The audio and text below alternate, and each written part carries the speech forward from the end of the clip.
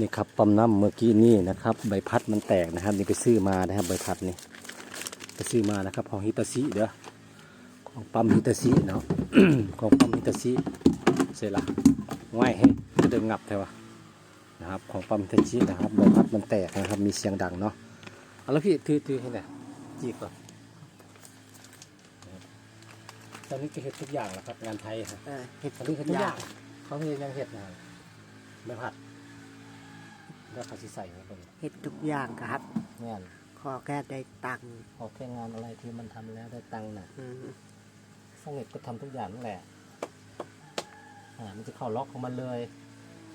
หมุนติ้วแล้วมาผมดู ครับ นี่นะครับมันจะมีล็อกของมันอยู่นะครับมันจะมีบ่าของมันจะโบออกมานะครับนี่วันนี้เขาก็ใส่ฟ้าเข้าไปแล้วนี่นะครับเนาะโอเคเนาะทำการใส่ฟ้าก็เอาสนิทนะไม่ต้องเอาลายแล้วเนาะน้องพี่เนาะเอาสนิทเนาะ ครับ โอ้ง่ายว่างานไฟผ้านี่เห็ดเบิร์ดนี่สกลนครนี่สนิทมันมีคนจ้างเห็ดไผ่เห็ดอยากจะเห็ดเบิร์ดสนิทเนาะ